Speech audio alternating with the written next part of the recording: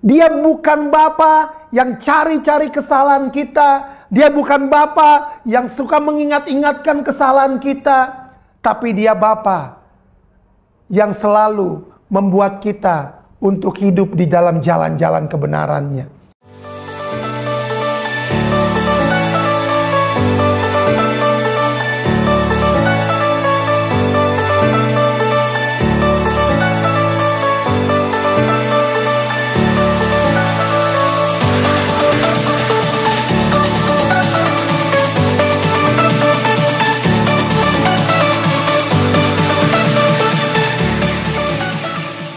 Baik Bapak Ibu Saudara, Jemaat Home Ministry dimanapun berada, minggu lalu saya bagikan bahwa menyembah di dalam kebenaran yaitu menyembah karena kita mengenal siapa Tuhan yang kita sembah. Tidak pernah ada penyembahan yang benar kalau saudara tidak mengenal Tuhan yang saudara sembah.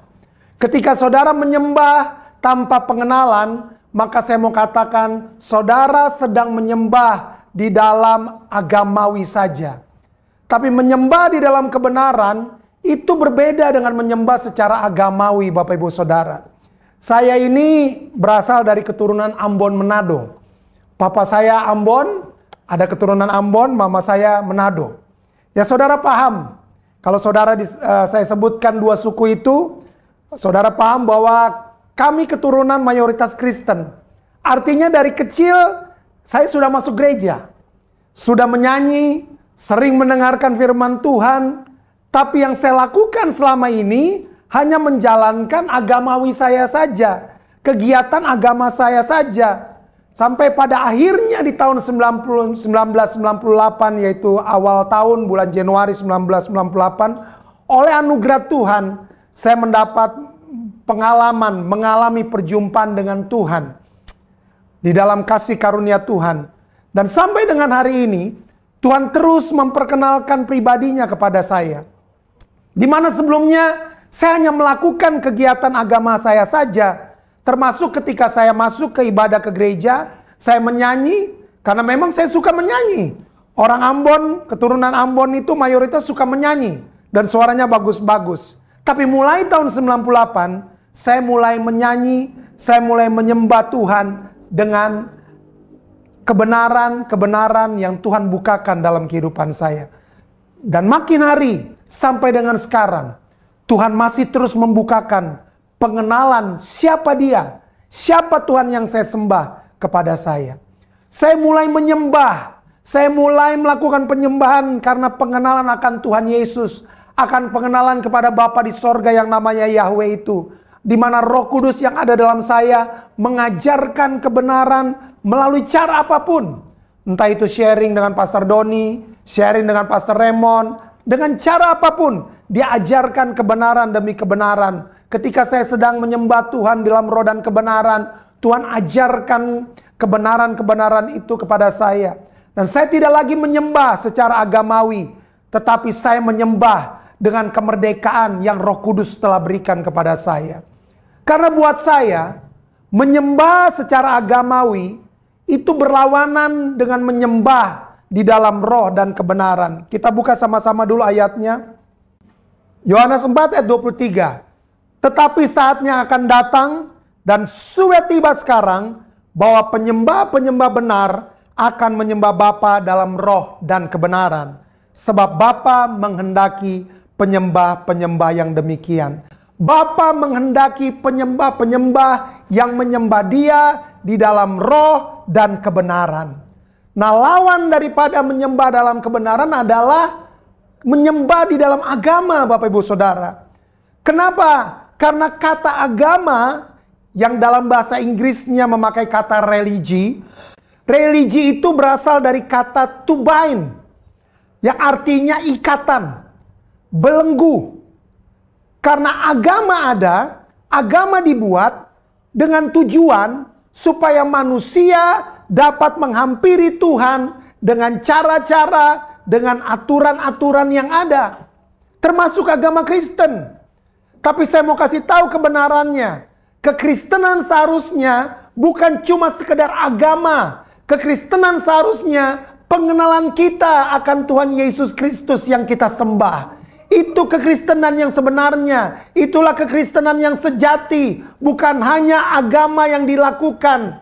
Tadi saya katakan, saya udah keturunan Ambon dan Manado. Di mana-mana saudara tahu, saya baru pulang dari Manado, tinggal di sana selama 10 bulan. Setiap meter ada gereja. Setiap meter ada gereja. Dan gereja itu ada. Tapi apakah mereka sudah menyembah Bapa di dalam roh dan kebenaran? Saya tidak tahu. Apakah mereka masih menyembah secara agamawi? Saya nggak tahu. Karena agama tadi saya katakan dibuat dengan tujuan supaya manusia dapat menghampiri Tuhan dengan cara-cara dan aturan-aturan. Tapi kita tahu bersama Bapak Ibu Saudara bahwa tidak ada cara apapun yang manusia buat untuk bisa menghampiri tahta Tuhan. Sekali lagi, tidak ada cara apapun yang dibuat manusia untuk dapat menghampiri Tuhan. Tapi sebaliknya, Tuhanlah yang mendatangi manusia untuk bertemu dengan manusia. Yang kita tahu bersama, yaitu lewat pribadi yang bernama Yesus Kristus. Makanya saya minggu lalu sampaikan, kita nggak bisa menyembah Tuhan dalam kebenaran. Kita nggak bisa sebetulnya menyembah Tuhan di dalam kebenaran. Karena kenapa? Karena kita sudah ada di dalam dosa Bapak Ibu Saudara. Nggak ada kebenaran di dalam kehidupan kita. Dan bagaimana mungkin kita menyembah di dalam Tuhan di dalam kebenaran kalau tidak ada kebenaran di dalam diri kita? Bagaimana mungkin kita bisa sampai kepada Tuhan yang benar, kepada Bapa yang kudus, yang nggak ada kekurangan, yang nggak ada dosa sekalipun, yang sangat suci, yang sangat kudus. Gak akan mungkin manusia bisa menghampiri Tuhan yang begitu kudus. Tapi kalau Tuhan Yesus dan Roh Kudus yang membawa saudara dan saya untuk menyembah Bapa dalam roh dan kebenaran, saya percaya waktu Tuhan kita datang menghampiri tahta Tuhan, maka Tuhan menerima kita apa adanya ketika kita datang kepadanya. Kenapa? Karena Tuhan Yesus sudah menebus dan melayakkan kita. Waktu kita minta ampun, kita pasti diampuni. Karena sebagai manusia Bapak Ibu Saudara, kita bisa salah dalam banyak hal. Pendeta pun bisa salah. Lagi nyanyi aja kita bisa salah. Lagi nyanyi. Yang orang Ambon suka nyanyi, yang saya suka nyanyi, itu bisa salah. Kita bisa salah ngomong. Kita bisa salah ngomong sama orang tua kita. Kita bisa salah ngomong kepada papa kita. Kita bisa salah ngomong sama mama kita. Bisa dong kita salah ngomong. Terus apa waktu kita salah ngomong sama papa kita, terus papa kita jitak-jitak kepala kita? Apa waktu kita salah ngomong sama mama kita, terus tiba-tiba mama saya, salah ngomong. Dipukul pakai rotan setiap kita salah ngomong. Kan nggak seperti itu Bapak Ibu Saudara. Apalagi Bapa di sorga. Waktu kita buat salah, waktu kita melakukan kesalahan, maka Bapa bukan Bapa yang pegang-pegang rotan, yang siap memukul kita ketika kita salah sedikit. Itu salah satu contoh pengenalan kita akan Bapa kita di sorga. Dia bukan Bapa yang cari-cari kesalahan kita. Dia bukan Bapa yang suka mengingat-ingatkan kesalahan kita. Tapi dia Bapa yang selalu membuat kita untuk hidup di dalam jalan-jalan kebenarannya. Yaitu di dalam jalannya siapa? Jalannya Tuhan Yesus Kristus yang dia tempatkan dalam diri saudara dan saya. Saya perlu menyampaikan hal ini Bapak Ibu Saudara, supaya kita punya pemahaman yang benar akan Tuhan. Karena mungkin ada banyak hal yang kita dengar dulu tentang Tuhan yang salah. Saya akui dari kecil banyak dengar yang salah. Kita semua pernah mengalami kesalahan. Contoh, waktu saya kecil, papa mama saya suka suruh saya doa. Doa ya Valdo, tutup mata. Kalau enggak, nanti Tuhan marah. Apakah sampai hal begitu Tuhan marah-marah? Apakah karena kita nggak tutup mata Tuhan marah-marah? Tapi dari kecil sudah tertanam di dalam pikiran kita bahwa Tuhan itu sedikit-sedikit marah. Salah sedikit marah. Itulah yang saya bilang, agama membelenggu saudara sampai saudara tidak pernah mengenal Tuhan dengan benar. Dan itu sangat berakibat kepada penyembahan yang saya dan saudara naikkan kepada Bapa di sorga. Kita nggak bisa menyembah di dalam kebenaran karena kita menganggap bahwa kita tidak benar, nggak akan pernah benar. Selalu kita dalam keadaan tertuduh. Padahal firman Tuhan bilang dalam 1 Yohanes 1 ayat 9, saya bacakan 1 Yohanes 1 ayat 9, firman Tuhan bilang begini sama setiap kita. Jika kita mengaku dosa kita, maka Tuhan adalah setia dan adil. Sehingga apa? Tuhan akan mengampuni segala dosa kita dan menyucikan kita dari segala kejahatan. Waktu saudara dan saya buat salah, kita minta ampun, saya percaya Tuhan langsung ampuni. Tapi iblis seringkali menuduh kita. Tapi saya mau kasih tahu, Roh Kudus tidak pernah menuduh saudara dan saya. Karena itu kita lihat sama-sama saudara. Mari rubah cara penyembahan kita. Jangan lagi menyembah secara agamawi, tapi menyembahlah di dalam kebenaran, di mana kita mengenal siapa Tuhan yang kita sembah. Lalu apa tujuannya? Apa hasil dari penyembahan? Apakah kita menyembah tujuannya karena kita diciptakan Tuhan untuk menyembah Dia? Apakah kita menyembah karena Tuhan mau supaya kita diciptakan oleh Tuhan supaya kita dapat menyembah Dia? Saya percaya enggak. Bukan itu Bapak Ibu Saudara. Bukan itu tujuan kita menyembah Tuhan. Lalu apa tujuan kita menyembah Tuhan Yesus Kristus? Ini yang saya mau kasih tahu. Supaya kita menjadi serupa dengan Tuhan Yesus yang kita sembah. Amin Bapak Ibu Saudara. Di mana kita ketika kita menyembah Tuhan Yesus, kita akan menjadi sama seperti apa yang kita sembah. Waktu kita sembah Yesus, kita akan semakin serupa dengan Yesus. Waktu kita sembah Yesus, semua yang baik di dalam kehidupan kita, di mana Yesus tinggal dalam kehidupan kita, diubahkan oleh Tuhan Yesus. Ketika kita datang kepada Tuhan, dalam hadirat Tuhan, semua kehidupan kita diubahkan oleh Tuhan. Karena itu setiap kali saya datang secara pribadi kepada Tuhan, saya kurangi untuk banyak minta-minta kepada Tuhan. Karena saya tahu Dia Bapa yang sangat baik. Dia tahu apa yang menjadi kebutuhan kita.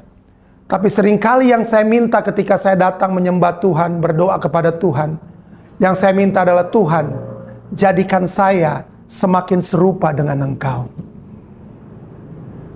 Karena untuk menjadi serupa dengan Tuhan, itu perlu pertolongan Tuhan. Itu perlu Roh Kudus, Tuhan Yesus yang mengerjakan di dalam saudara. Ketika saudara datang merendahkan diri saudara di hadapan Tuhan, menyembah Dia di dalam kebenaran. Tapi kalau saudara sembah yang lain, saudara sembah uang, saudara akan menjadi seperti uang. Apa saudara? Berubah-ubah nilainya. Tidak ada kepastian. Ketika yang saudara pikirkan hanya mencari uang, bagaimana caranya supaya saya bisa dapat uang, bagaimana caranya supaya bisa saya menghasilkan uang, itu artinya saudara mendahulukan uang,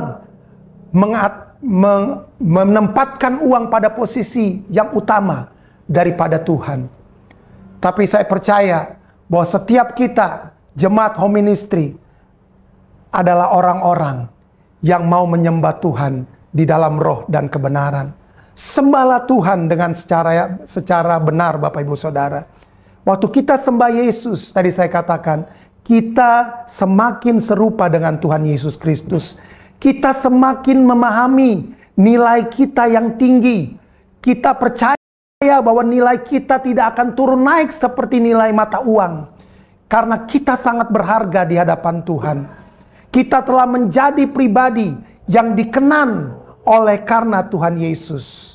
Saya percaya kita semua adalah pribadi yang sudah dilayakan Karena Yesus Kristus sudah memperkenalkan kita untuk kita boleh menyembah Tuhan di dalam roh dan kebenaran.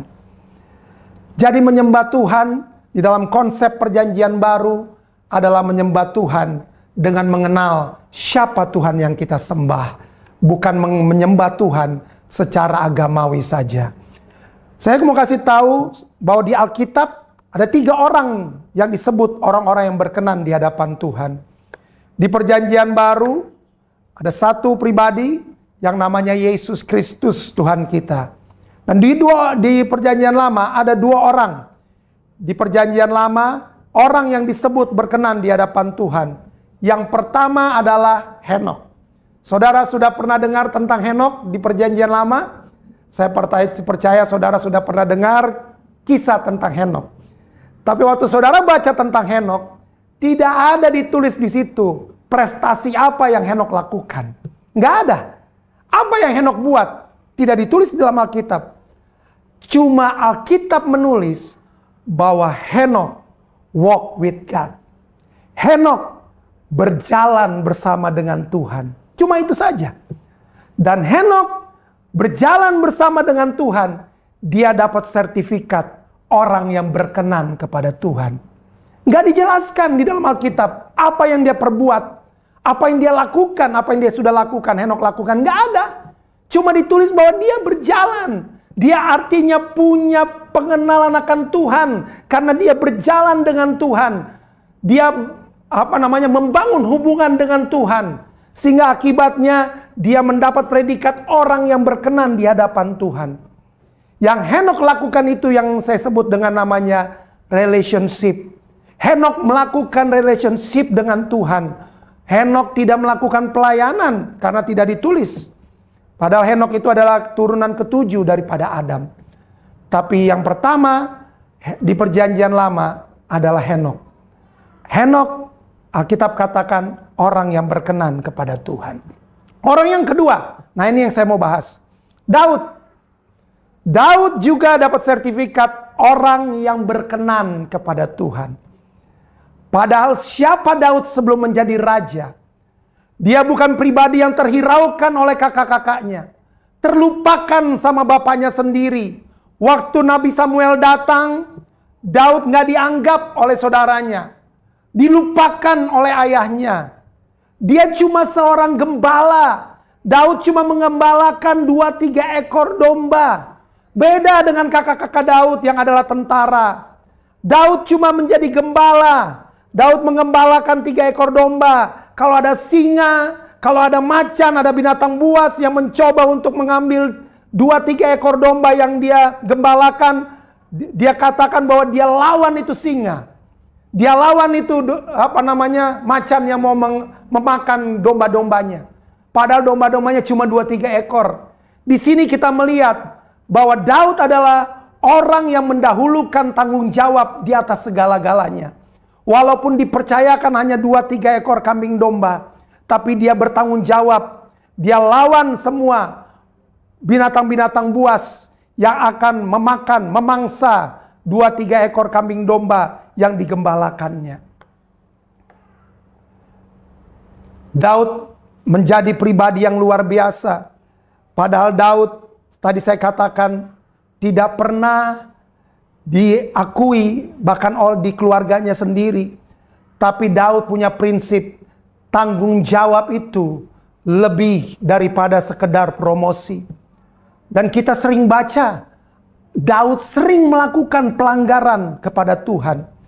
Tetapi apa yang Daud lakukan ketika dia melakukan pelanggaran, ketika dia jatuh melakukan dosa, dia langsung bangkit.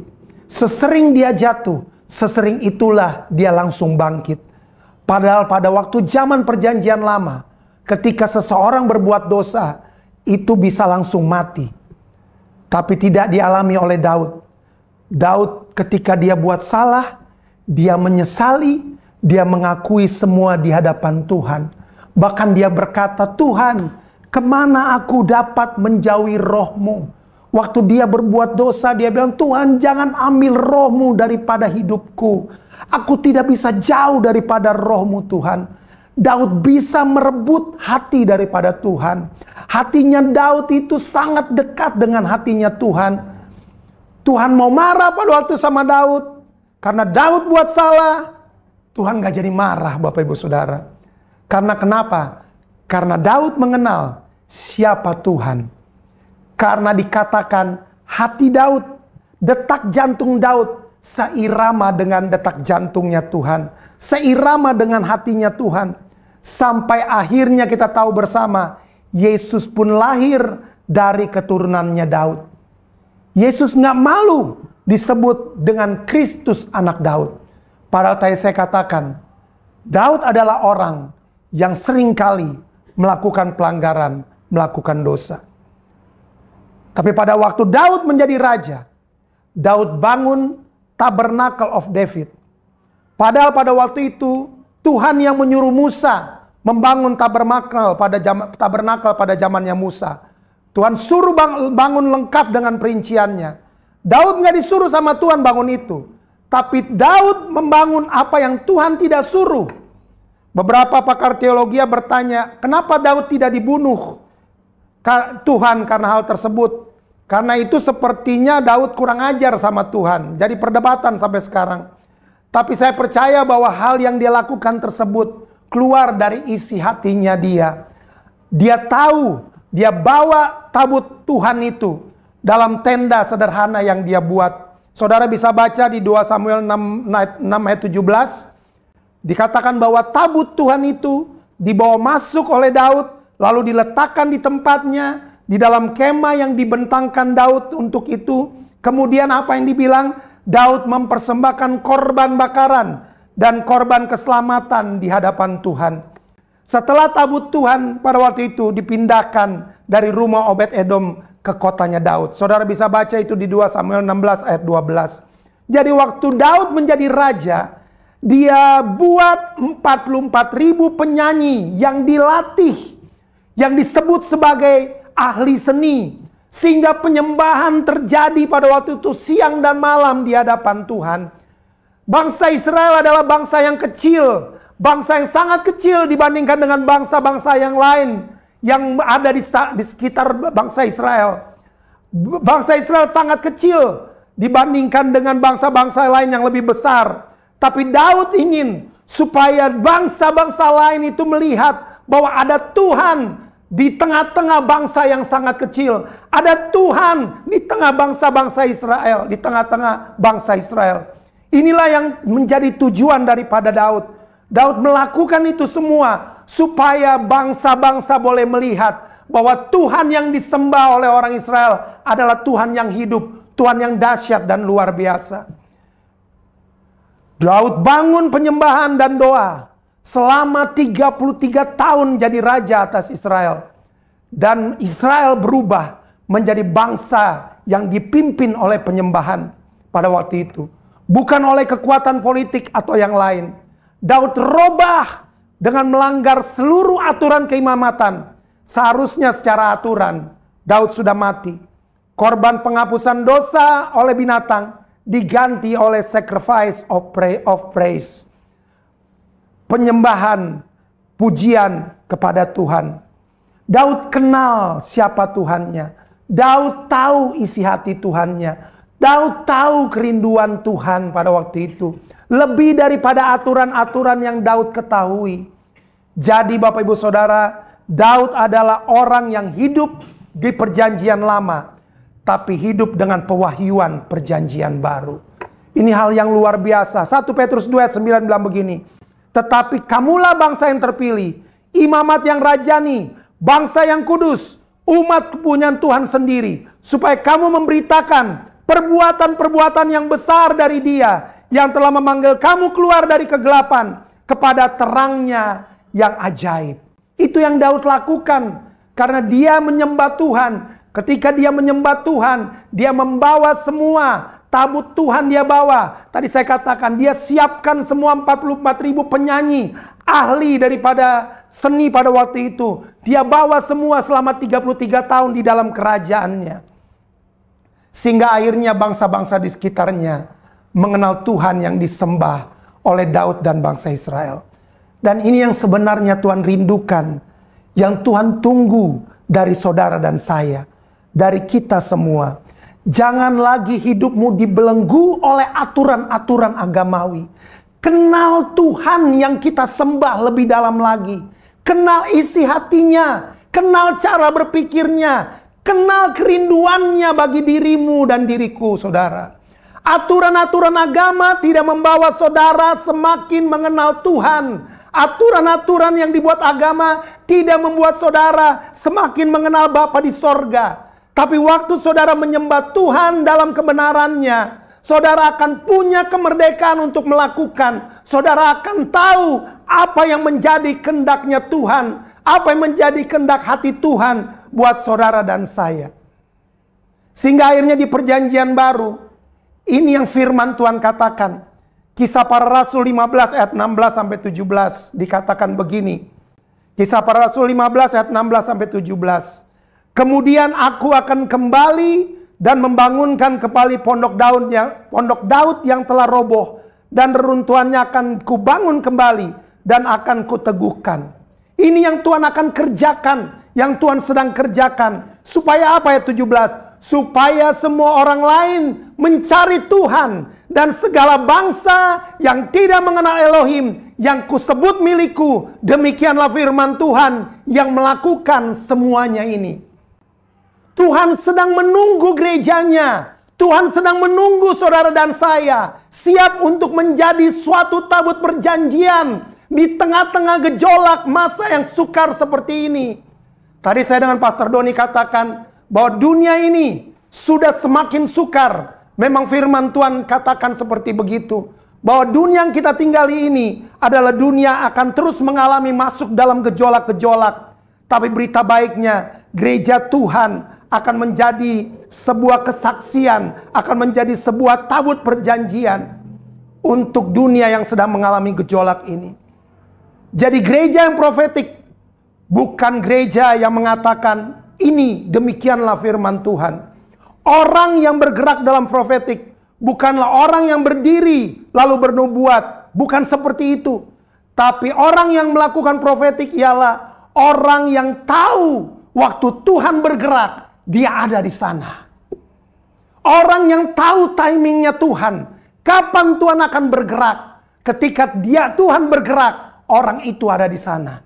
Itu adalah orang yang profetik, yaitu orang yang siap untuk menyambut apa yang Tuhan mau kerjakan kepada bumi ini, kepada orang-orang yang ada di dalamnya. Jadi gereja perlu jalankan agenda Tuhan. Jangan jalankan agenda gereja, sehingga gereja menjadi ekspresinya Tuhan Yesus yang penuh kemuliaan di muka bumi ini. Gereja harus menjadi instrumen yang membuat semua musuh jatuh di bawah tumpuan kakinya. Itu yang sedang Tuhan cari pada saat-saat ini. Karena itu tadi dikatakan, dia akan kembali dan membangunkan kembali pondok Daud yang tadi saya jelaskan, yang telah roboh. Dan runtuhannya akan kubangun kembali dan akan kuteguhkan. Jadi kualitas apa yang Daud bangun sampai Tuhan bilang, Tuhan mau bangun lagi seperti yang Daud sudah bangun pada waktu itu? Yaitu kualitas hati yang dimiliki oleh Daud. Kualitas yang tahu kapan Tuhannya akan bergerak. Kualitas yang mengenal pribadi Tuhannya. Yang tahu apa yang Tuhan kehendaki harus dikerjakan melalui kehidupannya. Tuhan lagi tunggu gereja yang punya kualitas hati seperti Daud. Waktu Daud main kecapi, signalnya itu ketemu dengan signalnya Tuhan. Padahal tadi saya bilang, Daud bukan siapa-siapa. Daud orang yang tertolak. Bahkan di rumahnya sendiri dia ditolak. Dia tidak memenuhi syarat dalam banyak hal.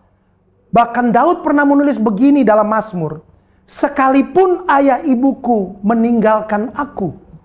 Itu berarti dia orang yang sangat tertolak. Waktu ada acara-acara penting, Nabi tidak pernah datang ketemu Daud. Sekalinya Nabi diutus sama Tuhan, Daud dilupakan oleh ayahnya dan saudara-saudaranya. Nah, ini kabar baiknya buat setiap saudara dan saya. Tuhan mau bergerak melalui kehidupan saudara dan saya. Tuhan mau pakai hidup saudara dan saya. Dan kalau Tuhan mau pakai hidup saudara dan saya, Tuhan gak butuh riwayat hidup saudara. Tuhan gak lihat latar belakang saudara. Mungkin saudara tidak dianggap oleh keluarga saudara sendiri. Mungkin saudara bukan orang yang dianggap oleh dunia sekitar saudara, oleh orang-orang sekitar saudara. Tapi Tuhan mau pakai hidup saudara ketika saudara tahu isi hatinya Tuhan. Ketika saudara tahu kapan waktunya Tuhan akan bergerak. Ketika saudara menangkap apa yang menjadi kehendak Tuhan melalui kehidupan saudara. Pujian penyembahan yang saudara naikkan dengan konsep yang benar, itu akan membawa orang-orang lain datang kepada Tuhan. Datang mencari Tuhan. Dan datang untuk mengenal Tuhan. Supaya mereka juga bisa menaikkan penyembahan kepada Tuhan di dalam kebenaran. Dan ini yang akan terjadi dan sedang terjadi. Yesaya 49 ayat 6 dan 7. Demikian firman Tuhan. Terlalu sedikit bagimu hanya untuk menjadi hambaku, untuk menegakkan suku-suku Yakub, dan untuk mengembalikan orang-orang Israel yang masih terpelihara. Tetapi aku Tuhan akan membuat engkau menjadi terang bagi bangsa-bangsa, supaya keselamatan yang daripadaku sampai ke ujung-ujung bumi.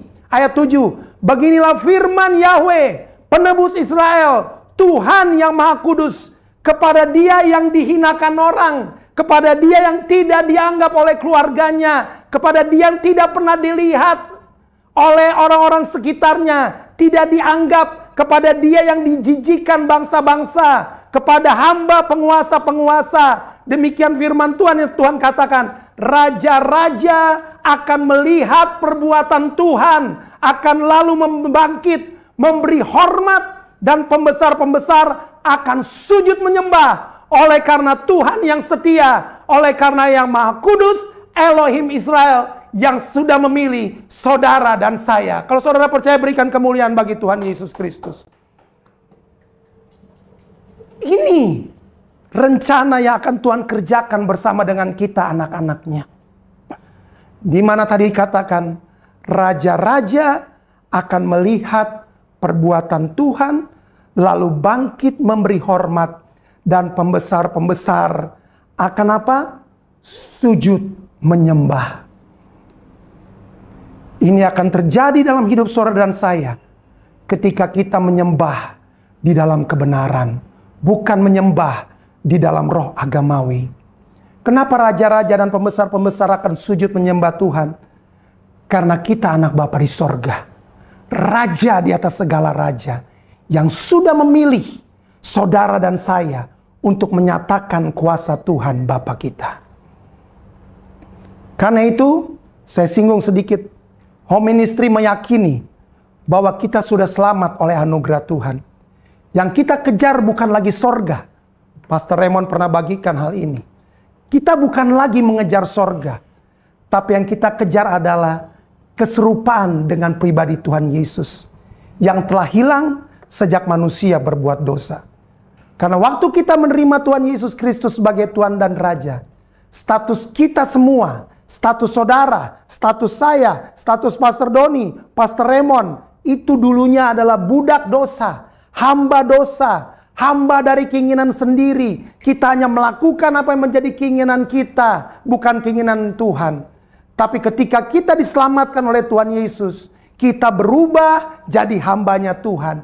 Bukan sampai di situ saja, kemudian kita diangkat jadi anak Bapa di sorga. Itu yang saya sudah singgung ayatnya minggu lalu. Naik lagi nanti menjadi sahabatnya Tuhan. Dan akan menjadi mempelai dari Tuhan Yesus Kristus pada akhirnya. Kebenaran ini yang seharusnya membuat saudara dan saya berubah cara menyembahnya. Yang dulunya saudara dan saya mungkin menyembah dalam konsep budak. Menyembah untuk tujuan minta-minta seperti pengemis. Tapi sekarang kita menyadari melalui firman Tuhan yang dibagikan, bahwa sekarang saudara dan saya adalah anak-anak Bapa di sorga. Saudara dan saya berharga, karena yang berharga itu dalam Bapa sekarang ada di dalam saudara dan saya. Yaitu apa? kemuliaannya. Tetap menyembah. Kita tetap menyembah, punya hati yang menyembah. Tapi bukan lagi menyembah seperti seorang budak. Tapi kita menyembah sebagai seorang anak yang percaya bahwa Bapaknya, yaitu Tuhan, pemilik segala sesuatu, sudah memberikan kita kuasa, sudah memberikan kita otoritas. Dan itu ada dalam diri saudara dan saya. Orang-orang yang percaya kepada Tuhan Yesus, yang menjadikan Yesus Kristus sebagai Tuhan dan Raja dalam kehidupan saudara dan saya. Mari Jemaat Home Ministry, kita terus berkembang di dalam konsep penyembahan yang benar kepada Tuhan. Kita menyembah di dalam kebenarannya Tuhan. Kita menyembah bukan karena kita benar. Kita menyembah karena Yesus yang benar itu sudah membenarkan kita, sehingga kita boleh masuk ke dalam hadirat Tuhan. Tanpa Yesus Kristus, kita tidak akan pernah menyembah di dalam kebenaran. Tanpa Yesus Kristus, penyembahan yang kita naikkan hanya penyembahan agamawi. Dan saya mau katakan, penyembahan agamawi tidak membawa dampak apapun. Tapi penyembahan yang benar, karena kita mengenal Tuhan Yesus Kristus, akan membawa kita semakin serupa dengan Tuhan Yesus yang kita sembah. Ketika kita semakin serupa dengan Tuhan Yesus kita sembah, tadi saya katakan, orang-orang di sekitar kita, bangsa-bangsa bahkan yang akan melihat, bahkan tadi dikatakan sujud menyembah kepada Tuhan yang sama yang kita sembah, yaitu Yesus Kristus. Saya berdoa ini terjadi dalam kehidupan saudara dan saya. Mari kita mulai menyembah di dalam roh dan kebenaran. Amin.